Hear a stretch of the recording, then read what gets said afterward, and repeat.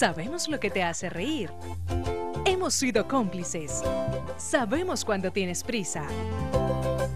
Y hemos visto todas tus travesuras. Conocemos tus secretos porque siempre hemos sido parte de ellos. Calzado Rómulo, más de 3 décadas ofreciendo el verdadero bienestar para sus pies.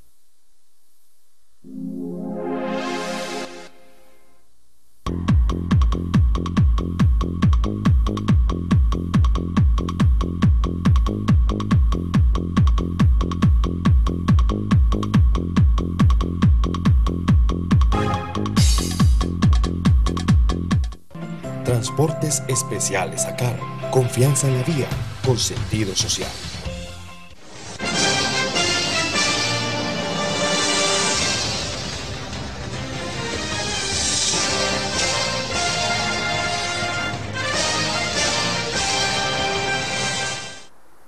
Amables televidentes, los saluda José Alberto Tejada Echeverry, presentándoles el programa institucional del Canal 2 informativo Nuestra Gente. Hoy me acompañan en el estudio los señores Orlando Riascos y Carlos Arturo Oviedo. A ambos ya los conocen nuestros televidentes e internautas y les agradezco por estar en el programa. Buenos días, doctor José Alberto, un cordial saludo para Carlos Arturo y a todos los televidentes, muchas gracias por la invitación. Buenos días, José Alberto, Orlando. Siempre es un placer estar aquí compartiendo estos temas de ciudad y de región y de país. Un saludo también a los televidentes y pues buenos días. Muy bien. El día de ayer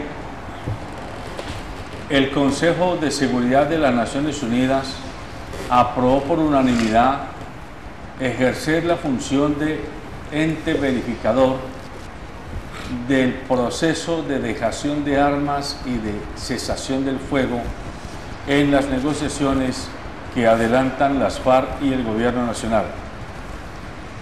El presidente Juan Manuel Santos y la canciller hicieron notar que era la 14ª ocasión en 70 años en las que el Consejo de Seguridad de las Naciones Unidas por unanimidad tomaban este tipo de decisión, para hacer notar que era una decisión especialísima para esta instancia de las Naciones Unidas y que para la comunidad internacional significa que Colombia importa, que el proceso de pacificación de este conflicto interno colombiano importa en el concierto internacional.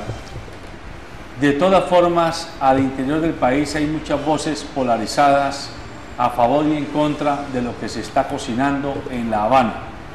Hay quienes plantean que el gobierno está casi que arrodillado a los comandantes de las FARC que piden y el gobierno les da y les da. Hay sectores empresariales y sectores políticos que están en esa posición.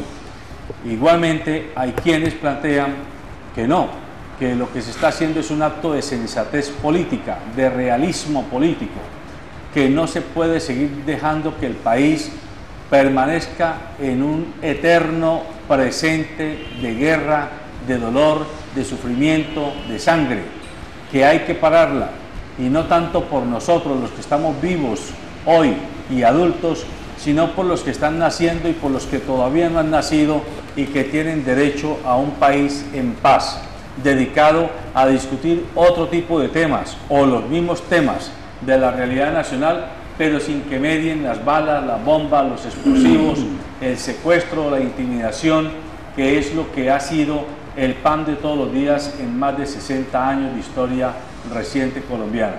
Este tema lo quiero tocar con mis dos invitados. Debo precisar, aunque muchos de los televidentes lo conocen, que Orlando Riascos fue militante del M-19 y participó activamente en el proceso de negociación del M-19 con el gobierno nacional en los años 90, cuando el M finalmente entregó las armas y declinó la lucha armada, no obstante que su líder máximo, Carlos Pizarro, fue asesinado en pleno proceso donde hubo la tentación enorme y mucha presión para que el M se devolviera y retomara las armas y siguiéramos en este estadio de guerra. Sin embargo, hoy, después de prácticamente 30 años, 26 años, el M se mantuvo en su posición y hoy, pues muchos dirigentes, como él mismo, han hecho parte de gobiernos, han hecho parte de propuestas sociales, de propuestas económicas, de propuestas empresariales, de propuestas académicas, que demuestran que es posible hacer otros caminos sin necesidad de las armas. Carlos Arturo Oviedo ha sido un dirigente político conservador en la región y un profesional vinculado a la academia y vinculado a la consultoría en sectores sociales y en sectores empresariales. Qué mejor entonces que con estas dos visiones, dos colombianos comunes y corrientes como usted y como yo, nos den sus propios puntos de vista sobre lo que para ellos significa lo que está ocurriendo hoy en La Habana y también en Nueva York. Orlando, comience usted.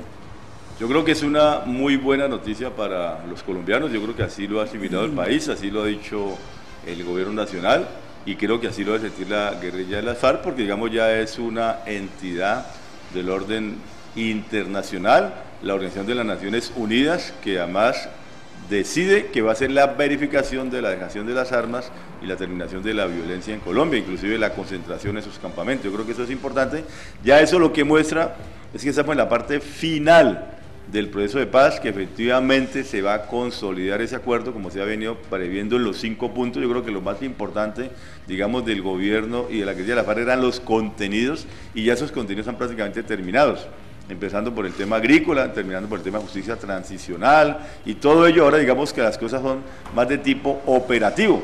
Yo creo que es una muy buena noticia, así tenemos que registrarlo, y eso implica que la guerrilla de la FARC, como lo dijo desde un principio, va a dejar las armas, se va a vincular a la vida política, a convertir en un partido político, y vamos a tener, digamos, la disminución de la violencia, por lo menos la violencia política, en más de 50 años que se ha practicado en el país, a esperar pues de que el ELN también ingrese en ese proceso. Y ya se ha mostrado, yo creo que se ha hecho verificación de la tregua unilateral de las FARC y efectivamente han disminuido los operativos, los enfrentamientos, digamos los actos terroristas han disminuido en el país.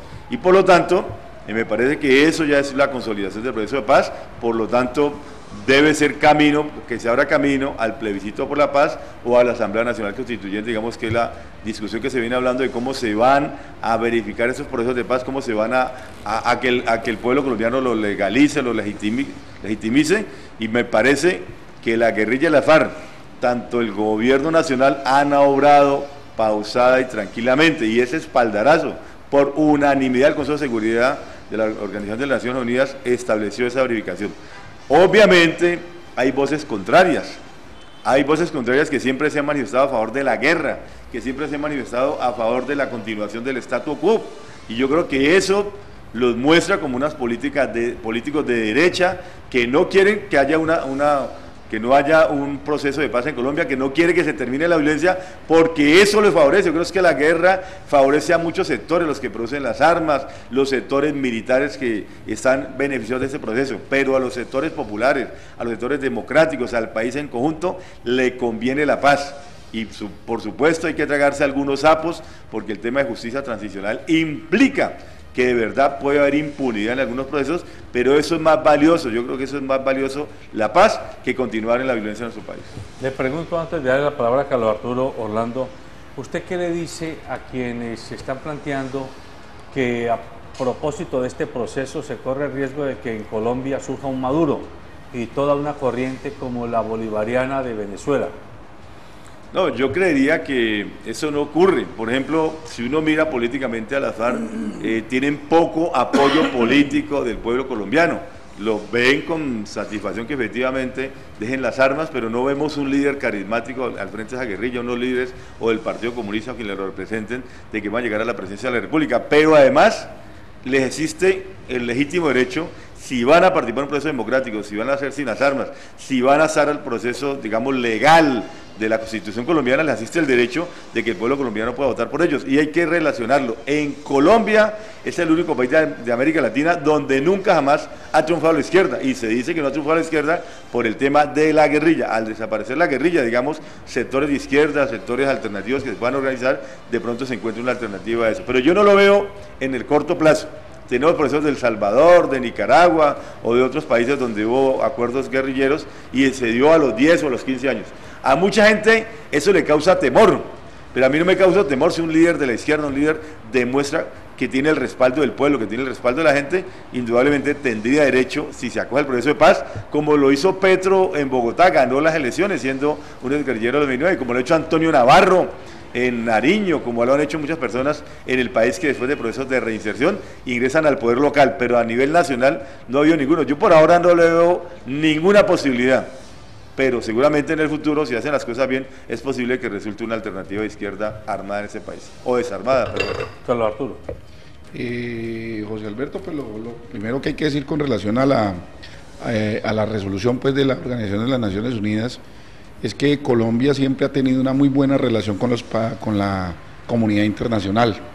Hay que reconocer cómo Colombia ha sido varias veces premiada por organismos multilaterales en los temas de economía, en algunos otros temas. Hoy lo que se ratifica, digamos, y con la rapidez que se hizo, es que la Organización de las Naciones Unidas estaba muy pendiente de que la llamaran a participar en el proceso, y hoy lo que ellos acaban de aprobar es una misión diplomática que se va a encargar de verificar el acuerdo desde el punto de vista de que cesen las actividades, las hostilidades pues, entre la guerrilla y el Estado, y además de eso, que se dejen las armas, que se haga el proceso de dejación de armas. Yo creo que ese es el elemento, digamos, importante con relación al acuerdo. Lo otro, pues decir que la gente, digamos, que tiene diversas opiniones frente al tema. Hay algunos que siguen pensando que lo que hay detrás de todo esto es una trampa por parte de la guerrilla de la FARC. Me parece que hay que darle el beneficio de la duda, porque creo que el tema ha ido avanzando, tal vez con una suficiente tranquilidad, sin afanes. Me ha preocupado un poco es la posición del presidente de la República en el sentido de insistir en poner fechas, aunque yo creo que esas fechas frente a los temas que se han ido dando, pues pareciera ser que se van, digamos, materializando. Desde el punto de vista, digamos, de la posición que han tenido los partidos políticos y particularmente el Partido Conservador, y lo menciono por lo que en su momento José Alberto lo menciona, hay que reconocer que han habido dos presidentes de la República del Partido Conservador que se la han jugado a fondo con la paz, y tal vez por circunstancias atribuibles a toda esta maraña de intereses, de vanidades y este tipo de cosas, pues no han podido, digamos, materializarse. Uno solo, que fue el que se hizo cuando en su momento se hizo el proceso de paz con el M-19, que lo lideró de manera muy fuerte Belisario Betancur, y un segundo proceso que fue el que lideró Andrés Pastrana con la FARC, el cual, digamos, pues tuvo una serie de frustraciones y que al final, después de todas esas dinámicas, pues terminó dando al traste y por el contrario, pues aumentando el escepticismo y generando, digamos, un ambiente en donde lo que había que hacer con relación, digamos, a la guerra era pues escalar el conflicto. Por otro lado, también decir que reconoce la comunidad internacional que un proceso de paz es supremamente importante. Tal vez, José Alberto, tú lo has dicho en muchas ocasiones, que los colombianos hablamos de guerra porque no sabemos realmente qué es la guerra. Eso es el padre Daniel. Exactamente, el padre Daniel lo decía, y yo estoy completamente de acuerdo, porque es que muchas personas hoy en este momento se levantan y de alguna manera no tienen esa presión ni tienen esa sensación de que existe guerra. En días pasados leía un artículo en donde mencionaban muchos mencionaba pues el artículo sobre que se están sintiendo un ambiente de paz en los territorios de conflicto, particularmente en la zona del Cauca, que es donde está bastante, que nunca habían tenido tanto tiempo con tanta tranquilidad, y esa tranquilidad que se genera en el campo, esa tranquilidad que genera alrededor, digamos, de las ciudades grandes, que de alguna manera no tenemos esa presión, yo pienso que va a terminar siendo benéfica en términos de que mucho de los procesos del conflicto que genera desplazamientos, aumento de precios en materia de la imposibilidad que la gente pueda, digamos, traer productos de pancoger a las ciudades, pues obviamente eso se disminuye. Y quiero dejar, digamos, en punta el tema de que terminado el conflicto, como lo estamos sintiendo todos, pues comienzan a surgir otra serie de situaciones que de alguna manera también nos siguen generando preocupación y nos plantean, digamos, desafíos hacia futuro después de que este proceso quede pues completamente cerrado.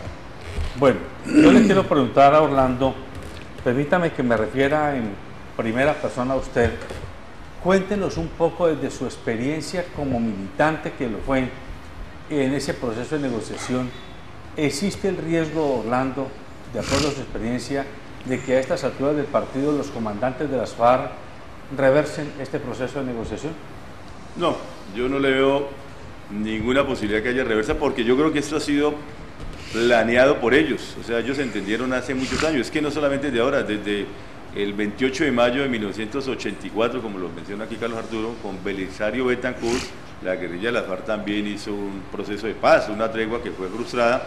Desde allí ellos veían la perspectiva del movimiento político, la Unión Patriótica, es un proceso de eso, que luego el M-19 lo asume en el 1990 y ve la misma estrategia. O sea, hay un vacío político en el país y hay que llenarlo con sectores de izquierda, sectores democráticos, y por supuesto eso implica la dejación de las armas, el que no haya presencia de guerrillas armadas, y eso lo demuestra. Además, la guerrilla de las FARC entendió hace rato que esa guerra no tiene ninguna posibilidad de derrocar al ejército, al régimen impuesto, que no va a ser por la vía de las armas. Hace rato ellos lo entendieron, que es absolutamente un desgaste, pero tampoco, digamos, para decirlo del otro lado, es posible que el gobierno nacional o el ejército derrote a la guerrilla de las FARC.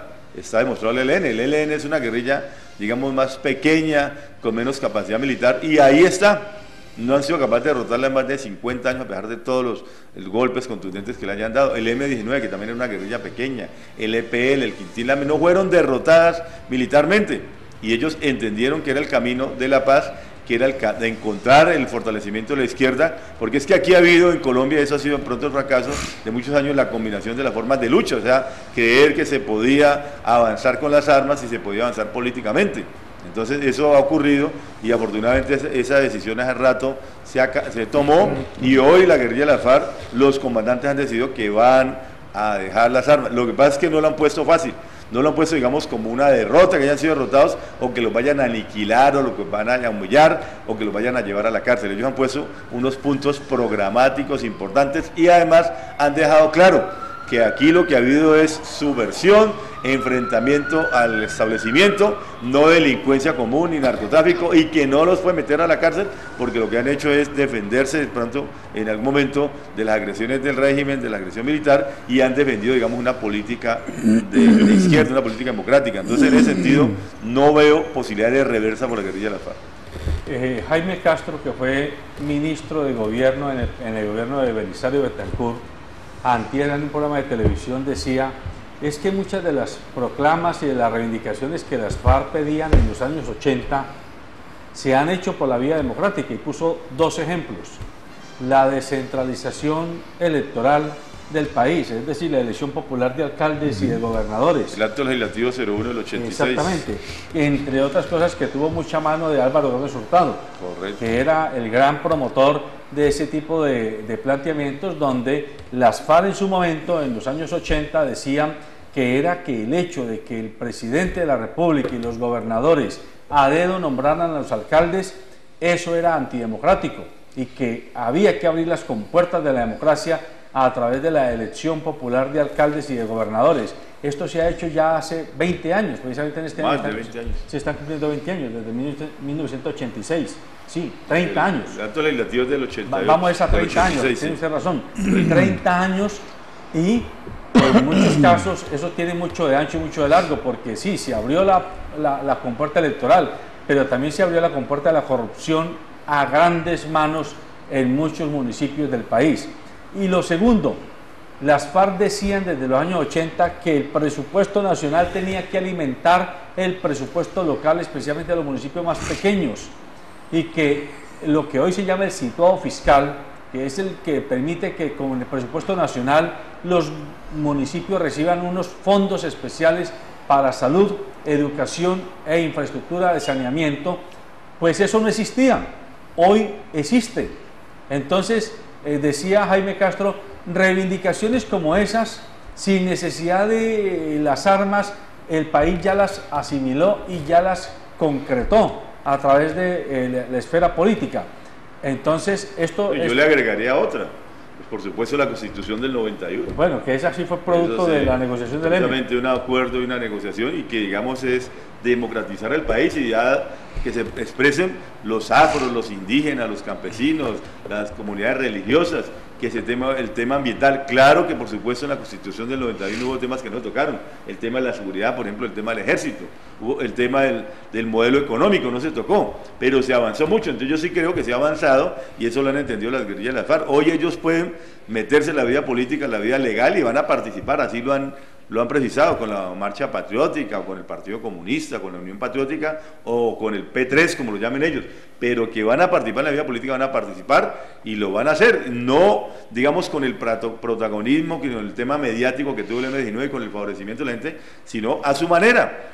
El tiempo para la FARC y para la guerrilla de la FARC es más lento, es un tiempo campesino, y ellos así lo van a esperar, pero van a participar, y de hecho hay personas que son proclives a su movimiento político y ya participan en la política. Bueno, Carlos Arturo, hay quienes, yo escuchaba, ayer nada más yo le escuchaba a unos empresarios hablar, que es que si llega Iván Márquez y Catatumbo y toda esta gente al Congreso, en Estica vamos a tener, textualmente lo dijeron, otro Gustavo Petro haciendo diabluras en otros municipios del país y quizás en un ministerio o hasta en la presidencia, porque califican que lo que hizo Gustavo Petro de lejos fue un mal gobierno en la alcaldía de Bogotá. ¿Usted considera que es impensable que de ese grupo de hoy dirigentes guerrilleros y de esa izquierda que ha apoyado de una u otra manera todo este proceso en 60 años, surjan líderes que tengan una visión diferente del país y que sean capaces de gerenciar la gestión pública en Colombia? A ver, José Alberto, yo partiría del análisis o de lo que tú me planteas, en el sentido de que allí la discusión no está, o la preocupación no debe estar alrededor de quién se postule, porque es claro que si estamos en un proceso de paz, le tenemos que hacer un reconocimiento político a quienes están participando en el proceso.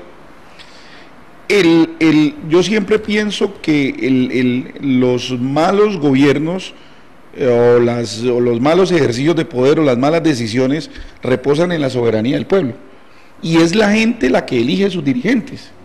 Ahora, han habido gobiernos buenos y gobiernos malos, hay opiniones a favor y opiniones en contra.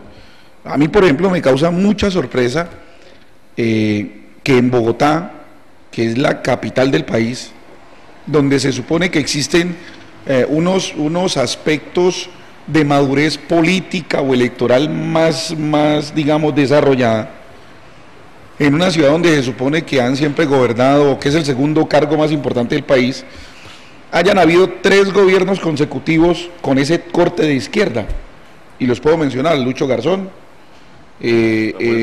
Samuel Moreno y Gustavo Petro. Es decir, y allá no los eligieron simplemente porque postularan y porque fueran de alguna manera buenos o malos. O sea, los gobiernos, uno puede tener sus opiniones a favor o en contra, y si nos vamos a poner a ese nivel, pues también podríamos decir que hay gobiernos de derecha que también, digamos, son bastante digamos, cuestionables o cuestionados. Yo creo que cuando se ejerce la democracia y se acepta que estas personas vengan y hagan, digamos, ejercicio político, pues obviamente que estarán en todo el derecho de hacer sus propuestas. Yo creo que el gran problema es que nosotros no podemos restringir la democracia evitando que ciertas personas que pueden tener una propuesta política, digamos, la apoyen. Yo creo que una de las cosas importantes que hay que reconocer en términos es que fueron a unas urnas o fueron a un proceso electoral y se hicieron elegir, y sobre la base de que se hagan elegir, pues obviamente el pueblo el que está votando.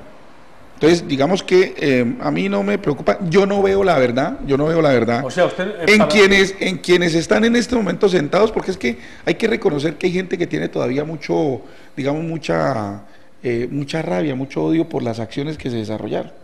Entonces, de pronto, seguramente que quienes están allí, pues de alguna manera no les veo, digamos, como la suficiente fuerza para salir a elegirse en una presidencia. A propósito de lo que usted dice, Carlos, ayer yo le escuchaba a un funcionario, a un político que es ahora asesor del alcalde Armitage.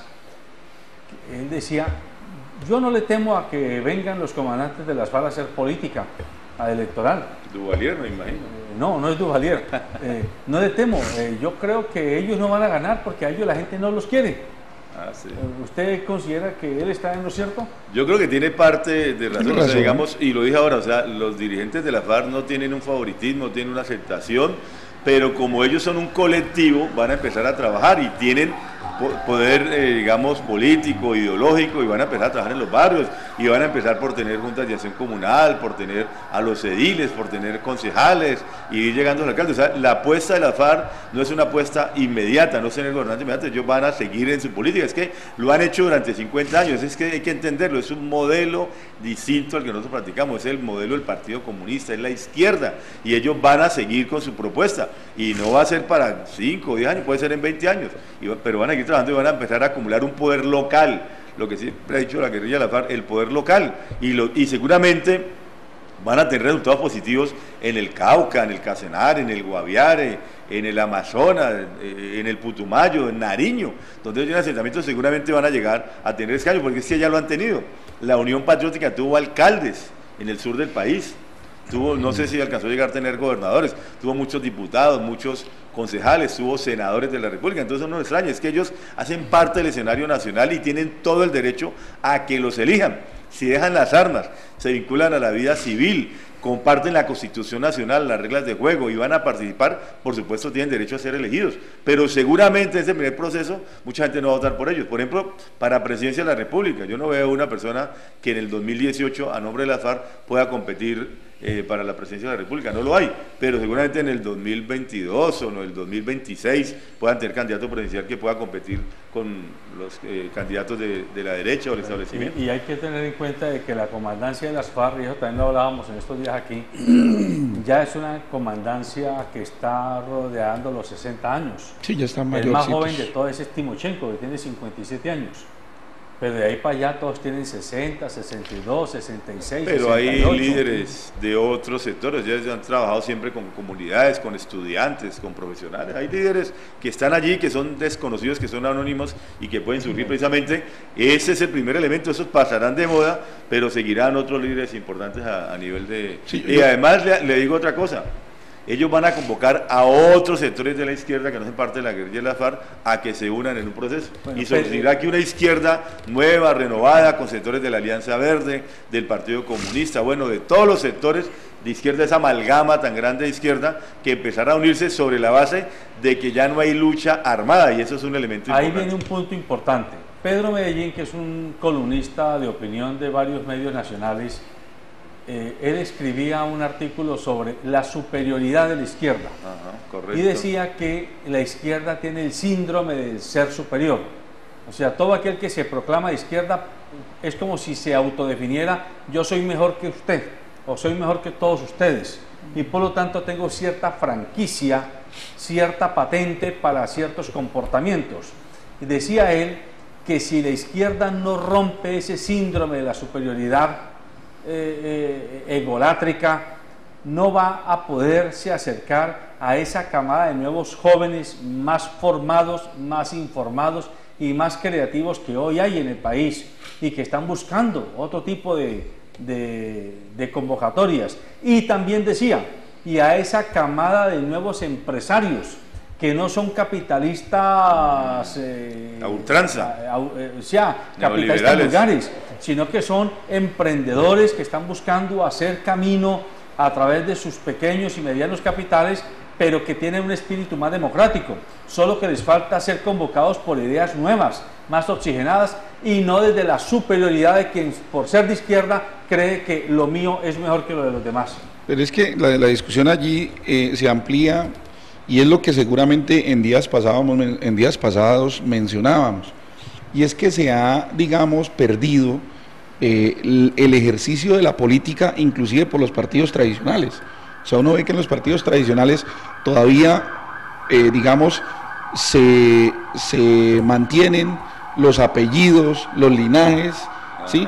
Y no hay, digamos, que dentro de los partidos una dinámica democrática fuerte que permita que todo el mundo participe. Entonces, cuando ese tipo de situaciones no se da y llega a lo mejor un tercero como la FARC o como cualquier otro grupo, digamos, armado que en su momento pudo mencionar de alguna manera, podemos mencionar de alguna manera, pues terminan legitimando esos esfuerzos o esa necesidad de participación política como tal. Yo creo que uno de los grandes retos que hoy tienen los partidos políticos no es ponerse a satanizar al otro, sino simplemente hacer lo que tenemos que hacer en el ejercicio de la política, que es democratizar los partidos, darle participación a la gente para que participe dentro de los partidos, y hoy estamos viendo nosotros cómo se están rompiendo los esquemas partidistas, en el sentido de que hoy vemos gente hablando de que no importa de qué partido político sea,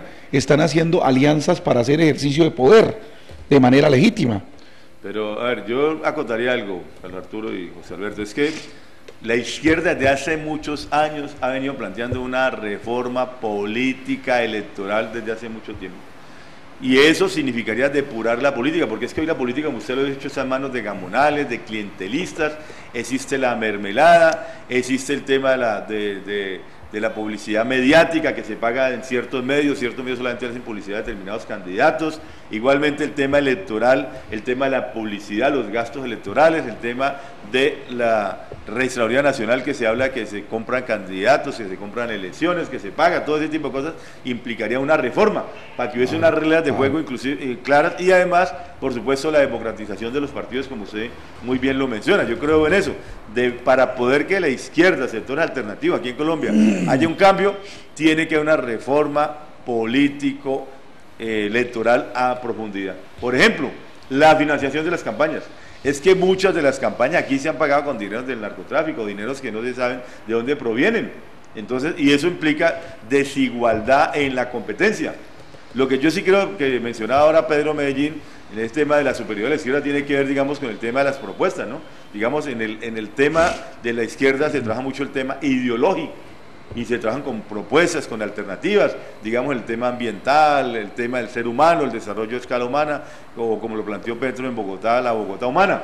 Seguramente en eso hay alguna superioridad frente a otros políticos, que se hacen elegir por la maquinaria y no por las ideas. Y como estamos en un tema mediático ahora, digamos, quien proponga algo, cosa inteligente, la gente lo va a aceptar. Y en ese sentido, en la izquierda hay muchas más ideas y hay mucho más reconocimiento, digamos, de lo que sucede en el país, porque ahora yo le puedo anunciar, se va a venir en Colombia este año una gran movilización, así lo evidenciamos el domingo pasado, cuando está convocando a un gran paro nacional, por el tema de la reforma tributaria, por el tema de la venta de ISAGEN, por el tema del IVA, por el tema del salario mínimo, y ese sentimiento, digamos, lo recoge de alguna manera sectores de izquierda, no lo recogen sectores de derecha, y en ese modelo, digamos, en el marco de la paz, de la firma por la paz, va a haber una gran agitación social en el país como no la ha habido con anterioridad. Entonces, todo eso, digamos, son elementos que la izquierda sí recoge, el tema de la insatisfacción popular, el tema de las medidas económicas que otros sectores políticos no recogen. Entonces, por lo tanto, se puede presentar una gran coyuntura y una coyuntura importante. En conclusión, yo sí creo que se requiere una reforma política, electoral, a profundidad, como lo ha pedido la guerrilla de la FARC, en una Asamblea Nacional Constituyente, como lo ha reclamado la izquierda, no la guerrilla de la FARC, solamente la izquierda, desde hace muchos años para poder competir, digamos, en términos igualdad de equitativos. condiciones. Pero yo diría, y te agregaría que hay medios, hay métodos, digamos, que más refinados, pero igual, pues, igualmente reprochables de financiación de las campañas, que es con los dineros públicos, a través de toda la dinámica que se plantea. Pero yo no quiero dejar perder frente a mi comentario y la preocupación de la gente, de los empresarios con relación al tema de la FARC, es que el problema no está en qué tiene el contrario, sino en qué capacidad tengo yo para poder, digamos, organizar mis procesos o mis dinámicas para yo lograr también tener y ejercer un liderazgo político. Es decir, el tema, claro, estoy de acuerdo contigo que es necesario, con Orlando, que es necesario hacer una reforma política, sin duda, y todo el tema electoral y todo lo que de alguna manera hoy, digamos, que está colocado sobre ello un manto de duda por su manera, digamos, de proceder, por su financiación y por todas las cosas. Yo lo que llamo la atención y lo que he venido, digamos, sosteniendo de mucho rato, es que dentro de los partidos se tiene que dar unas dinámicas de participación mucho más fuertes, mucho más grandes. Es decir, nosotros tenemos que entender, y lo digo desde la visión de de donde yo he militado. No hay participación, no se escucha, como lo decía ahora José Alberto, únicamente la gente acude a la cauda o lo decías tú, Orlando, perdón, acude a la gente que tiene amarrada por un contrato, que tiene amarrada por un puesto, es decir, no hay propuesta política. Las escuelas de liderazgo político en los partidos políticos ya no existen, ya no hay tertulias, los centros de pensamiento político se acabaron. Hoy nosotros vemos que los centros de pensamiento político ya no existen y eso es lo que construye dirigencia. Entonces, si los del otro lado, para no mencionarlos pues y no satanizarlos, ¿sí? Si los del otro lado abren escuelas de pensamiento político, abren escuelas de liderazgo político, pues obviamente que ellos van a tener una mayor participación y entonces así es como van a llegar eventualmente al poder. Y eso lo tienen que reflexionar los partidos, porque lamentablemente los partidos hoy se volvieron, digamos, hereditarios, con suerte de linajes y situaciones, digamos, que terminan pareciéndose como muy legales y terminan de alguna manera cercenando la democracia interna de los partidos. ¿Dónde me deja usted, por ejemplo, José Alberto, la situación de la Fundación Luis Carlos Galán, que anda por todo el país desarrollando una gran cantidad de talleres de liderazgo, pues que yo no he tenido la oportunidad de conocer? Con 150.000 millones de pesos. 150.000 millones de pesos hablando. No, pues así cualquiera. Entonces, claro, uno, no, sin duda, y entonces no uno dice, Senado, sino que entonces mire, entonces son las cosas que uno se pregunta sobre la base de que hay unas ventajas y unas gabelas que tienen algunas organizaciones o grupos para poder hacer política. Entonces, ¿por qué no la convierten en una verdadera democracia, una verdadera participación? Está diciendo es lo que hay que cuidar, que ahora con el llamado postconflicto, Rafael Pardo Rueda, que va a manejar 3.000 millones de dólares en un fondo para el postconflicto, no vaya a ser que esa plática termine concentrada en Bogotá y irrigada a dedo en 6 o 10 fundaciones y ONGs del establecimiento. Yo estoy enterado que ya en Cali ha habido reuniones de personalidades políticas y económicas de la ciudad, casi que indicándole a dedo al ministro Pardo con qué organizaciones debe hacer el trabajo de posconflicto en Cali y el Valle del Cauca y el norte del Cauca. Y eso es antidemocrático. Y terminan haciéndolo con Valle en Paz, como siempre lo hacen, con esas entidades, digamos, que captan los recursos del Estado, de la cooperación internacional, que finalmente no se finiquitan. Mire, la ley 1448 ya es el inicio del posconflicto, el reconocimiento de un conflicto interno, de que hay víctimas, de que hay que repararlas integralmente, y uno ve que el gobierno ya ha invertido billones de pesos, porque así sale el presupuesto, pero uno no ve los resultados en el tema nacional. Bueno. Entonces, eso que usted dice es muy cierto, ojalá, digamos, los recursos se inviertan como corresponde. Pero otro tema que lo veía ahora ahí en lo que nos aparece aquí, ¿en dónde? En pantalla. En pantalla, es el tema del paramilitarismo. Ese es un tema que también ha afectado, digamos, que la unidad de la izquierda y que se avance mucho en el sector de la izquierda y al cual la guerrilla de la FARC le teme mucho, y lo ha venido diciendo. Y yo a veces no encontraría muchas razones para decir que en Colombia hay paramilitarismo. Yo entendería que el paramilitarismo ya se acabó, que hay bandas criminales, que hay bandas de narcotráfico, pero ellos todavía así lo argumentan. Es un tema que hay que resolver, porque yo veo que todavía no se ha resuelto el tema en los diálogos de La Habana, que es el tema del paramilitarismo, es el tema de la seguridad de los comandantes, el tema de la seguridad para hacer la política, porque en Colombia hay muchos odios. Y usted decía ahora, es que la guerrilla de la FARC no tiene el afecto de la gente, pero sí tiene muchos odios por todos los hechos que se han generado de la guerra, de la violencia, los secuestros, de los actos terroristas. Por supuesto, si en Colombia no hay un tema de reconciliación, de perdón, de efectivamente que esas personas las acepten en la vida civil, tal como son, con lo que han hecho, no podrá haber paz. Porque usted también lo mencionaba ahora, el M-19 hizo un sacrificio grandísimo con la muerte de Carlos Pizarro León Gómez, pero era otro momento. No sabemos si la guerrilla de la FARC, si llegan a matar a sus comandantes, qué podría pasar, y sería fatal reversar un proceso como eso. Entonces hay que tener en cuenta también que todavía hay secuelas de esa violencia de derecha, esa violencia paramilitar, y hay gente llena de odio, y eso hay que acabarlo. Yo creo que hay que buscarle la reconciliación, y eso hay que trabajarlo pedagógicamente, y por supuesto combatir la violencia, porque ya decimos, bueno, ya no existe la violencia guerrillera, pero uno sigue viendo los feminicidios en Cali, que a propósito van, creo que 14 mujeres asesinadas este año en Cali. A propósito que usted habla de feminicidios, hablemos del tema coyuntural del defensor del pueblo, ¿cómo se llama?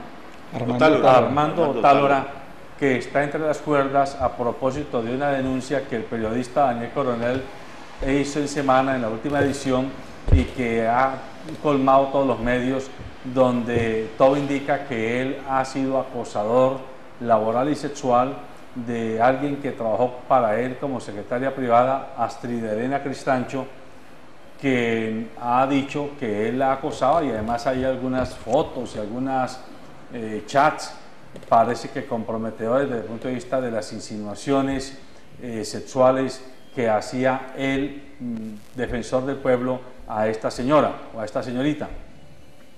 La pregunta que yo les quiero hacer a ustedes, y les pido el favor que no me vayan a posar aquí de profeministas a ultranza para quedar bien con las mujeres. Fíjese que no. Un momentico, yo estoy... Fíjese que no. Un momentico, estoy cocinando las habas antes de que me vayan a dañar. Ni tampoco en contra, pues es que el tema es... Yo no quiero pues que ahora vayan a quedar ustedes como los prohombres ante las mujeres. Díganme de corazón lo que piensan, porque yo sí voy a poner mi posición ahora después de que ustedes hablen frente a este chisme nacional en el que se ha convertido esta película. Ahí pica en punta Orlando. No, creo que hay dos cosas. Primero, y ya digamos la primera parte comprobada, porque es la primera denuncia que hizo Daniel Coronel sobre el tema de acoso laboral del señor defensor del pueblo, y que varias personas ya lo han corroborado, o sea, los maltratos hacia la gente, inclusive hijueputearlos, ser muy grosero, eso ya ha sido comprobado, inclusive un reconocimiento de esa parte por el señor defensor del pueblo, de que efectivamente sucedía, que él es de un temperamento muy fuerte. Temperamento muy fuerte, en parte lo reconoció, pero el tema ya, digamos, del acoso sexual, que existe además, digamos que se presenta no solamente en la Defensoría del Pueblo, sino en muchos términos de administración pública y privada también, porque eso no solamente en el escenario de lo público, es grave por lo que está ocurriendo en la oficina que representa al defensor de los derechos humanos. Yo diría que aquí me asaltan dos dudas. Uno, es que el señor defensor del pueblo ha dicho que él tenía una relación con ella sostenida, reconocida y aceptada, y muchas personas a nivel nacional lo han dicho, que efectivamente él la presentó como su novia, que él la reconoció y que lo vieron juntos y que tienen una relación de pareja. Y lo segundo es que la denuncia, la señora Cristancho apenas lo venga a hacer ahora, a última hora después de que ocurrieron los hechos. Entonces esas dos cosas me asaltan. Yo le daría, ese es un tema digamos muy difícil, porque uno, como usted lo dice, habría que defender la mujer, los derechos de la mujer, pero también hay que colocarse en cabeza del señor defensor. Yo conozco, cuando estuve en la Comisión Nacional de Reparación y Reconciliación, a una persona que trabajaba en derechos humanos que le ocurrió la misma situación, y resulta que el señor lo acusaban de acoso sexual, y la que acosaba sexualmente era la mujer y no el hombre. Entonces aquí es tema para revisar, para mirar. Obviamente una condición muy difícil del defensor del pueblo, le han pedido la renuncia a quien lo apoyaron, muchos sectores, y él se sostiene en el cargo porque eso no afecta para nada el tema de la Defensoría del Pueblo, y que es un tema de su vida privada. Ese es otro tema. ¿Cómo es posible que hoy los medios de comunicación se sacian mostrando la vida privada de los altos personajes de la vida pública? Y ese es otro tema que hay que revisar, porque yo creo que eso hace parte del escenario de lo público. Ahora, lo que dice es que el señor aparece mostrando el pene allí, y él lo reconoció, diciendo que es un tema de su vida íntima y no tiene que ver nada pues con acoso sexual, porque cuando son compañeros o vivían, pues ellos tenían su manera de amarse o de tratarse. Entonces es un tema difícil. No me pongo en la situación del defensor del pueblo, una situación bastante difícil. Por supuesto entiendo también el tema de la mujer que ocurre, pero en ese caso me genera dudas lo que está ocurriendo. Bueno, yo sí quiero decir que hay que diferenciar pues como dos cosas, ¿no? La primera es que efectivamente existe dentro de las declaraciones del defensor pues un nivel de sinceridad, digamos, que además es como raro inusual en el normal desarrollo de cuando un servidor público de ese nivel pues se encuentra enfrentado. Lo primero que ha dicho es que efectivamente pues a él, la gente no anda al ritmo de él, y pues por eso él dice que en algunas ocasiones pues ha llamado la atención, que eso ha llamado la atención a sus funcionarios no de manera adecuada, y eso pues obviamente genera pues un reproche, porque pues si uno tiene un servidor público que no le funciona o un empleado que no le funciona, simplemente tiene que acudir a los mecanismos para que la persona se le haga un seguimiento y simplemente pues retirarlo o cambiarlo del sitio si no le está llevando el ritmo. Yo no he escuchado en toda esta discusión que exista que por el comportamiento de él la Defensoría haya tenido pues alguna deficiencia en la función que está desarrollando. Generan más dudas, ¿no? Digamos, de ética, de moral del funcionario como tal. Lo segundo es que yo estoy de acuerdo, el tipo está enamorado de esa muchacha, ¿no? Y yo no sé hasta dónde uno, intentando conquistar a alguien, le vaya a enviar esas fotos, como tú lo decías ahorita, de partes íntimas, pues.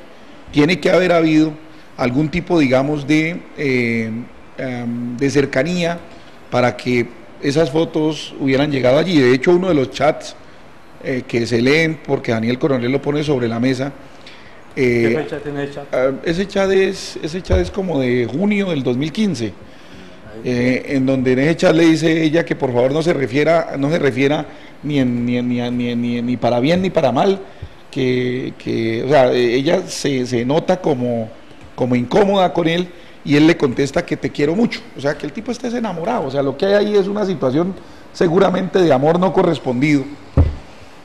Y pues yo creo que pues sí es muy, muy difícil para el defensor que él mantenga pues su posición, máxime pues con semejante cantidad, digamos, de esa andanada de cantidad de personas.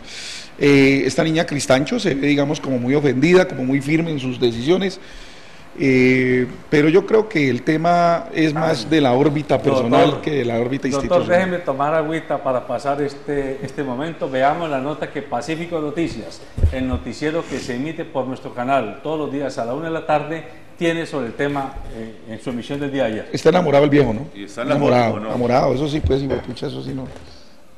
Después de las denuncias que varios empleados de la Defensoría del Pueblo realizaron en contra de Jorge Armando Tálora por maltrato laboral y que fueron publicadas por el periodista Daniel Coronel, un nuevo escándalo se desencadenó después de que el mismo comunicador en una nueva columna evidenciara a través de fotografías íntimas y chats el acoso sexual del que fue víctima por parte del funcionario la abogada Astrid Cristancho, quien se desempeñaba como su secretaria privada. Algunos académicos aseguraron que es lamentable que las instituciones encargadas de velar por los derechos de los colombianos estén ocupadas por personajes cada vez más cuestionados. Absolutamente reprochable, es decir, son instituciones, Procuraduría, Defensoría, Personería, que además de proteger los derechos de los ciudadanos y las ciudadanas deben dar ejemplo. Tanto él como otros funcionarios deberían investigarse. Caso particular el procurador también, el Procurador Nacional, es decir, son funcionarios que están para defender los derechos de la ciudadanía, sin embargo, aparecen envueltos en escándalos, por un lado el caso del defensor y el caso del procurador, pues ampliamente cuestionado por sus posturas moralistas contra las mujeres, contra la población LGTBI. Para el doctor en Humanidades y profesor universitario Juan Diego Castrillón, es inaceptable que en el contexto de un proceso de paz, un funcionario que tiene la obligación de garantizar los derechos de las víctimas se vea involucrado en un escándalo en calidad de victimario. Si es defensor del pueblo, si su discurso fundamental es el respeto y la búsqueda de garantizar los derechos humanos, no es aceptable que un funcionario de esa categoría, con unas funciones asignadas por la Constitución Política de Defensa de los Derechos Humanos, aparezca investigado como agresor, victimario, violador de los derechos fundamentales de una mujer subalterna. Según estos analistas, debido a la gravedad de estas denuncias, el defensor del pueblo debe renunciar a su cargo. Uno esperaría eso, ¿no? En otro país, en otras circunstancias, con otra cultura, con una idoneidad de los funcionarios públicos, no solamente él, yo creo que muchos, repito, como el procurador, deberían de renunciar para que realmente haya defensa de los derechos humanos en Colombia. No solamente debería renunciar, sino que debería existir un pronunciamiento tanto del gobierno nacional como del Congreso exigiéndole la renuncia, porque ese comportamiento no es apropiado a los intereses nacionales de avanzar en un proceso de paz. Aunque el defensor del pueblo ha pretendido justificar su reprochable actuación asegurando que sostuvo una relación sentimental con su secretaria, a través de las redes sociales millones de colombianos continúan exigiéndole al gobierno actuar, ya que hasta el momento ha callado ante las graves denuncias que se han destapado contra el funcionario. Ahí tenemos pues, esas son las versiones y contraversiones que hay en torno al chisme nacional de moda, el romance fallido de Jorge Armando Tálora y la ex reina de belleza Astrid Elena Cristancho. Dos cosas que frente al tema, es que primero pues aquí ya, claro, es un escándalo mayor que no debe ocurrir una instancia como la Procuraduría, como la Fiscalía, que defienden los derechos de la gente, en este caso también la Defensoría del Pueblo. pero lo segundo es que ya lo están juzgando como si fuera culpable. Y yo creo que aquí lo que hay es versiones de ambos lados y hasta ahora no se ha encontrado quién sea el culpable, porque yo pongo en duda, digamos, muchas de las cosas están ocurriendo y ahí sí me pondría en los pantalones del señor defensor del pueblo. Es que todavía no ha sido juzgado por cuestiones de ética, bueno, había que renunciar, pero hasta ahora no ha comprobado que sea culpable. Entonces, hay cosas de acoso laboral, pues el tema de acoso sexual no... Pero es que mire, Orlando, y yo no quiero que los televidentes vayan a pensar aquí que nosotros estamos defendiendo a uno o a otro. No le preocupe eso. No, es decir, porque es que aquí el tema es que uno tiene que fijar posiciones juiciosas frente al tema. Yo conquistando una mujer, pues, y lo digo en mi calidad de hombre, no le voy a mandar una foto íntima, pues. Eso, o sea, si existe esa foto, es porque alguna circunstancia habría. Muchos más allá de la relación. Claro, sin duda. Ahora, también es muy grave que por parte de esta niña, que si ella recibió esa foto la recibió teniendo una relación o un devaneo o una lo venga a hacer relación, solamente ahora. O sea, venga y lo suelte de esa manera. Cuando salió digamos y lo está diciendo. O sea, si a mí me dijeran, por ejemplo, que el defensor del pueblo actuó de esta manera porque ella accedió a sus cosas, o actuó de esta otra manera porque ella no accedió, pues yo diría que ahí sí hay un cuestionamiento. Yo creo que hay que investigar por qué ella salió del cargo, ¿no? Porque es que ella salió del cargo hace tiempo, no ahorita. Ella renunció en noviembre. Ella renunció en noviembre. Y renunció con una carta que, entre otras cosas, es una carta que obedece más, según mi análisis, sí, porque la carta está inclusive en el artículo de Daniel Coronel, obedece más a los abusos o al maltrato, porque laboral. Lo dice allí, laboral, que a un tema de tipo sexual. O sea, ella lo menciona ahorita porque quién sabe qué más haya pasado. De hecho, ella menciona que él la llamó y le dijo, mire, por favor, escriba una carta respaldándome con los empleados, según lo que más o menos he podido leer en el artículo. Pero la verdad es que pues deja muchas dudas el tema, y lo que hay que decir claramente, y hay que decirlo, es que en muchos de esos aspectos de tipo laboral, José Alberto, se presenta que personas, hombres y mujeres, indistintamente, dependiendo de su interés por ascender en las dinámicas o mantenerse en sus empleos o en sus trabajos, a veces acceden a ciertas relaciones o comentarios o frasecitas que terminan generando, digamos,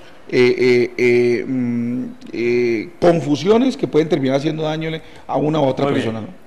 Antes de terminar, en estos 2 o 3 minutos que nos quedan, yo quiero hacer varias preguntas, seguramente incómodas y políticamente incorrectas. La primera, ¿ustedes se acuerdan del escándalo de Agroingreso Seguro? Sí, claro. ¿Se acuerdan de la famosa reina? Sí, claro. Que negoció unas tierras con uno de los empresarios Nule o algo así. Que ella decía, yo firmé, yo no me di cuenta, pero en todo caso yo fui asaltada en mi buena fe. Pero lo dijo cuando descubrieron el tema. Nunca lo dijo antes de las cosas. Cuando era beneficiaria. Segundo, ¿qué habría pasado si no hubiera sido Astrid Elena Cristancho, sino, como seguramente lo hay, muchas Astrides Cristanchos anónimas, que no han sido reinas, que no se codean con el jet set, que no tienen amigos políticos, que no tienen amigos ricos, que no tienen amigos periodistas? ¿Le habrían dado tal tamaño de prensa, convirtiendo un chisme nacional en un tema nacional? No. Esa pregunta hay que hacerla. Tercero, ¿por qué Astrid Elena Cristancho, que no es analfabeta, que no tiene ninguna razón para invocar miedo, temor, intimidación, pues por su propia posición social, por su propio círculo en el que se mueve, ella tenía todas las posibilidades de defenderse oportunamente para haberlo hecho en el momento en que ocurrieron los hechos? Ajá. Y no después de un año y tal vez más de que ocurrieron los hechos? Ese silencio, ¿cómo se explica? Yo no creo, y yo vi la entrevista que ella le hizo a Cecilia Orozco, y yo no creo que se haya callado un año simplemente por temor. Yo no puedo creer que Armando Tálora tenga tal poder, pues, que después de en un año lo hayan mantenido. Cállate porque si no te voy a matar o te voy no sé qué cosa. No me parece creíble. Cuarto, Señores periodistas, hay temas de país mucho más graves que defender una versión encontrada, porque esto es una versión encontrada, y hacer de la versión encontrada una bandera de moralismo mentiroso, porque lo que aquí hay es que mucha gente que hoy predica y se muestra ante los medios como defensores de los derechos de las mujeres, vaya a averiguar qué pecados tienen guardados adentro. Pero ante los micrófonos, ante la prensa y ante la televisión, es de mucho rédito político posar de profeminista y posar de prodefensor de las mujeres. Ojo con eso. Y además, pregunto yo, ¿y el escándalo del general Palomino por qué no se ha seguido? Si es un escándalo que también tuvo ribetes más o menos de la misma connotación, y también con un trasnochado, una trasnochada acusación que llevaba como 10 años engavetada o 6 años engavetada y salió, pero eso se ha quedado callado y nadie ha dicho nada, y yo no he oído a ningún político que salga a decir: general Palomino, hágase a un lado, renuncie. Yo no sé quién es Otálora, no lo conozco, me tiene sin cuidado su vida, pero se me hace que aquí hay una maquinación de otro tenor que está utilizando la emocionabilidad y este fariseísmo, este moralismo pendejo en el que vivimos sumidos los colombianos día a día para hacerle el gol al señor. Y recordemos otro caso, el del magistrado Pretel, un magistrado que se ha visto envuelto en una cantidad de escándalos y que en su momento, por la razón que sea, plantó cara y dijo: pues yo no renuncio, hágame en el debido proceso, y cuando en el debido proceso, vencido en ley, me puedan condenar, me voy. Dejemos que Otálora lo venzan en un debido proceso, pero hoy día todo el mundo lo condenó. Hágame el favor, seamos serios, periodistas seamos serios, dirigentes políticos seamos serios, personas del común seamos serios. No reivindicamos pues que todos tenemos derecho al buen hombre, a la honra, al respeto, etcétera. No se puede hacer el respeto al buen nombre a través de micrófonos ampliados, y a mí me da pena con el periodista Daniel Coronel.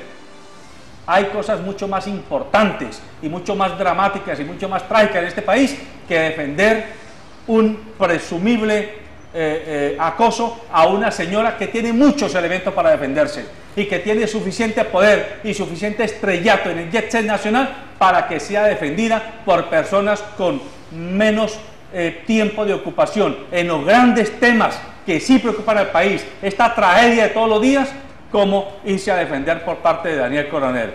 Me da pena, pero esa es mi posición, y si por eso las señoras mujeres me van a considerar no afecto a sus organizaciones, me pueden retirar, que ya hace muchos años la Casa de la Mujer en Bogotá me retiró sus afectos por una posición más o menos igual a la que hoy estoy asumiendo. Pero el moralismo no sirve para nada, no sirve sino para sacar cruces y espadas y matar al que creemos que es malo, porque yo lo creo así, y así no es. La paz es producto de un respeto racional al debido proceso del que es acusado antes de ser condenado. Buenos días.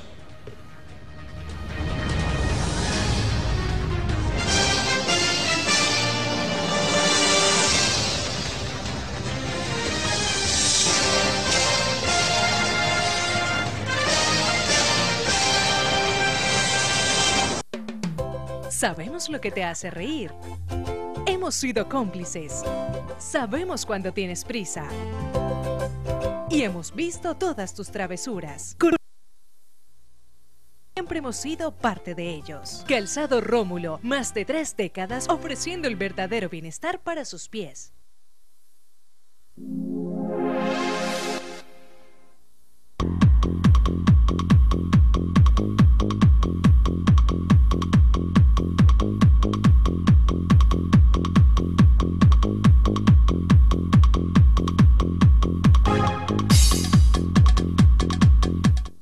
Transportes especiales a cargo. Confianza en la vía, con sentido social. Daylight come and me don't want go home.